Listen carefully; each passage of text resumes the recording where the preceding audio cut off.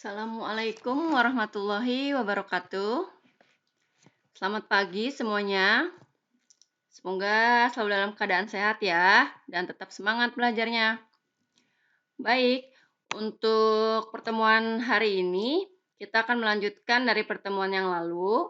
Pertemuan yang lalu itu kita membahas tentang menggambar grafik fungsi kuadrat. Nah, untuk pertemuan hari ini yaitu tentang sifat-sifat dari grafik fungsi kuadrat. Simak ya penjelasan dari Ibu agar kalian memahami mengenai sifat-sifat dari grafik fungsi kuadrat. Ya, sifat-sifat grafik fungsi kuadrat. Sifat-sifat grafik fungsi kuadrat itu terdiri dari ada 5 ya. Yang pertama, terbuka ke atas atau ke bawah. Yang kedua, titik puncaknya. Yang ketiga, sumbu simetri. Yang keempat, titik potong dengan sumbu Y. Dan yang kelima, titik potong dengan sumbu X. Perhatikan masing-masing sifatnya. Untuk sifat yang pertama, terbuka ke atas atau ke bawah. Kemarin sudah Ibu bahas juga ya di pertemuan minggu lalu. Jadi, grafik fungsi kuadrat Y sama dengan AX kuadrat ditambah BX tambah C, itu ada yang terbuka ke atas dan ada yang terbuka ke bawah. Kemarin kita sudah tahu kan, jika A, nilai A-nya nih, A itu koefisien dari X kuadrat. Jika A-nya lebih besar dari 0, maka grafiknya akan terbuka ke atas. Dan sebaliknya, jika A-nya kurang dari 0, maka grafiknya terbuka ke bawah. Nah, bisa kita lihat ya, ini gambar grafiknya. Jadi, kalau A-nya lebih kecil dari 0, grafiknya itu terbuka ke bawah.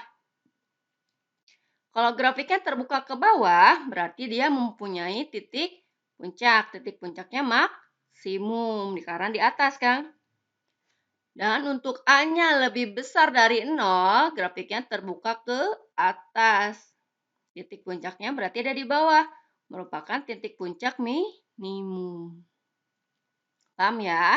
Jadi yang pertama terbuka ke atas atau ke bawah. Yang dilihat dari nilai A. A itu koefisien dari X kuadrat. Baik, selanjutnya yang kedua. Titik puncak. Grafik fungsi kuadrat mempunyai titik puncak. Disebut juga titik balik ya, titik puncak itu atau stasioner. Jadi sama aja. Mau bilang titik puncak, titik balik, atau stasioner sama aja ya. Jika grafiknya terbuka ke atas, maka titik puncak tersebut adalah titik minimum. Nah, Ibu tadi dibahas kan? Kalau grafiknya terbuka ke atas, titik puncaknya titik minimum. Jika grafiknya terbuka ke bawah, maka titik puncak tersebut adalah titik maksimum. Nah ini, jika persamaan grafiknya dinyatakan dengan Y sama dengan A, X dikurang H dikuadratkan tambah K.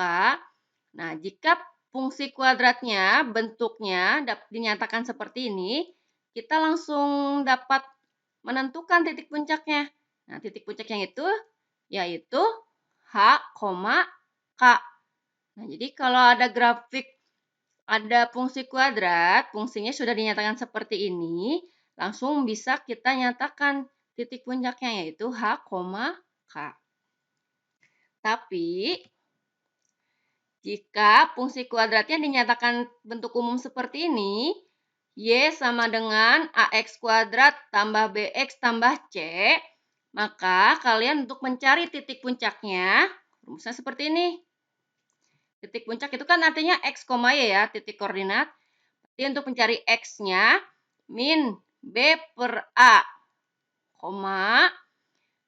negatif B kuadrat min 4AC per 4A. Nah, jadi diingat, ini rumus untuk mencari titik puncak. A itu apa? A itu koefisien dari X kuadrat. B itu koefisien dari X. Dan C itu konstanta yang nggak punya X ya. Ingat ya, ini rumus untuk mencari titik puncak grafik fungsi kuadrat. Min B per A, min B kuadrat min 4AC per 4A. Paham ya sampai sini? Ya, kita lanjut ke sifat yang ketiga, yaitu sumbu simetri. Apa yang disebut sumbu simetri itu? Sumbu yang membagi grafik menjadi dua bagian yang sama. Ya, disebut sumbu simetri. Sumbu simetri dari grafik fungsi kuadrat Y sama dengan AX kuadrat plus BX plus C merupakan garis tegak yang selalu melalui titik puncak. Jadi yang namanya sumbu simetri itu pasti melalui titik puncak. Karena melalui titik puncak, maka persamaan sumbu simetri adalah absis dari titik puncaknya. Ya kan? Karena melalui titik puncak, jadi sumbu simetri itu merupakan X-nya. Nilai X dari titik puncak. Nah, tadi kan kalian sudah tahu kan? Rumus dari titik puncak. Nah, berarti untuk mencari rumus sumbu simetri, kalian cukup mencari dari nilai X-nya. Dari titik puncak yang tadi. Nah, jadi sumbu simetri grafik fungsi kuadrat Y sama dengan AX kuadrat plus BX plus C adalah, nah nilai X-nya aja dari yang dari titik puncak yang tadi. Jadi X sama dengan negatif B per 2A. Nah, jadi untuk menentukan sumbu simetri, rumusnya negatif B per 2A. Atau nilai absis, nilai X dari titik puncak. Nah, ini kan titik puncak kan? Nah, ini kan titik puncaknya di sini. Nah, yang disebut sumbu simetri itu yang ini nih, sumbu. Ya, berarti kan nilai X-nya kan? Dia selalu melalui titik puncak. Karena apa? Karena dia membagi dua grafiknya. Ini untuk yang terbuka ke bawah, ini yang untuk terbuka ke atas. Nah, samanya kan? Sumbu simetrinya itu yang membagi dua grafik. Jadi dia melalui titik puncak. Baik, kita lanjutkan ke sifat yang keempat, yaitu titik potong dengan sumbu Y. Grafik fungsi kuadrat Y sama dengan AX kuadrat plus BX plus C memotong sumbu Y di titik X sama dengan 0. Kemarin kan kamu juga udah tahu kan cara kalau memotong sumbu Y berarti nilai X-nya sama dengan 0. Kalau memotong sumbu X, berarti nilai Y-nya sama dengan 0. Karena memotong sumbu Y, jadi nilai X-nya sama dengan 0. Jadi, kamu substitusi nilai X-nya sama dengan 0. Jadi, X ini sama X ini kamu ganti dengan 0. Jadi, A dikali 0 kuadrat ditambah B kali 0 ditambah C. Jadi, kan ini 0 kan? Ini 0, sisa C. Nah, jadi nilai Y-nya itu sama dengan C. Jadi titik potong dengan sumbu Y itu adalah 0, C. X-nya 0, Y-nya C. Nah, jika C-nya lebih besar dari 0, maka titik potong dengan sumbu Y berada di atas sumbu X. Jika nilai C-nya kurang dari 0, maka titik potong dengan sumbu Y berada di bawah sumbu X. Maksudnya seperti apa? Nah, bisa kita ilustrasikan di gambar. Coba perhatikan. Jadi ini untuk nilai yang C-nya lebih besar dari 0 nih. Ini C-nya lebih besar dari 0. Nah, dia memotong sumbu Y. Ini kan sumbu Y kan? Memotong sumbu Y, tapi berada di atas sumbu X. Ini kan sumbu X. Nah, dia beradanya di atas sumbu X di sini. Gitu. Atau ini yang kebuka ke atas ya. Ini contoh yang kebuka ke bawahnya. Nah, ini C-nya yang lebih besar dari 0.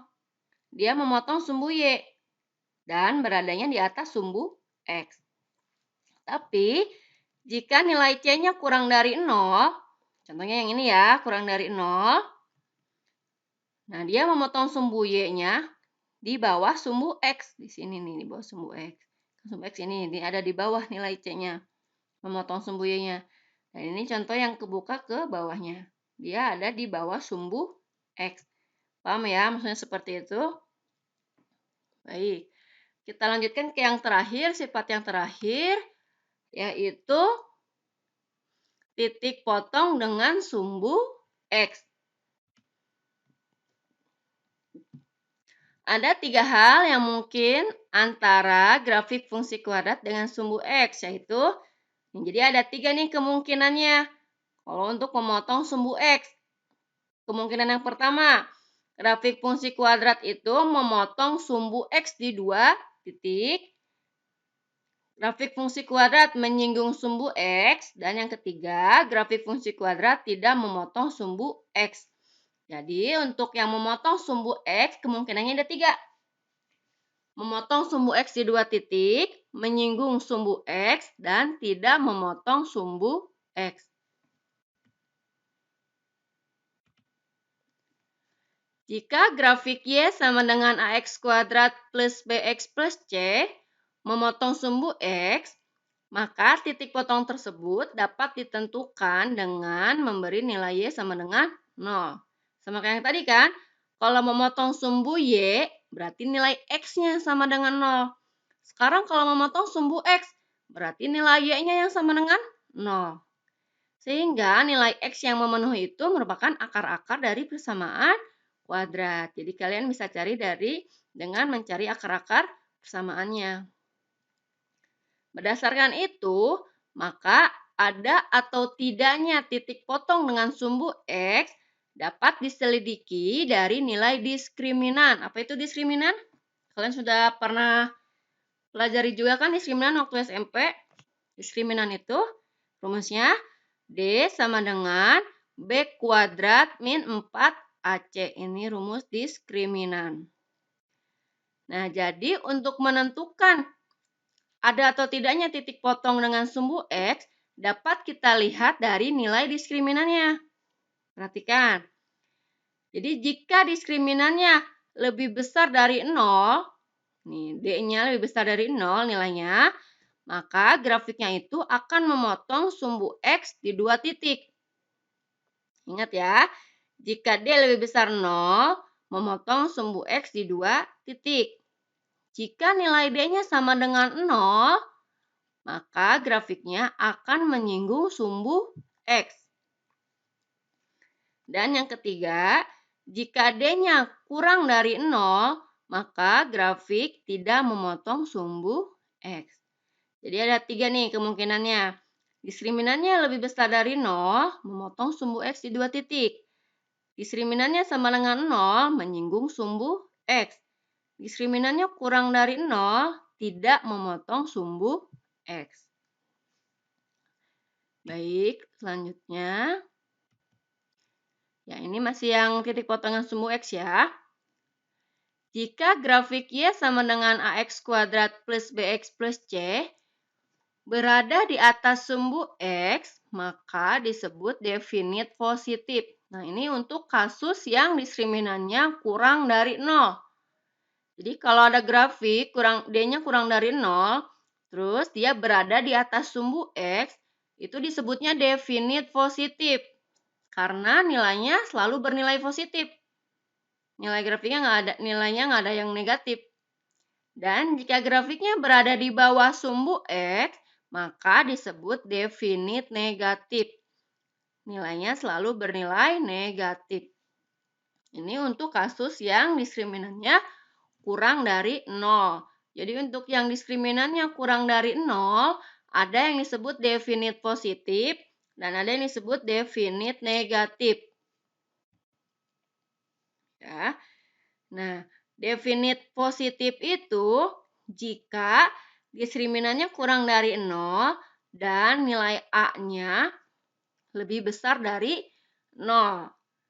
Kalau definite negatif, nilai diskriminannya kurang dari 0 dan nilai A-nya juga kurang dari 0.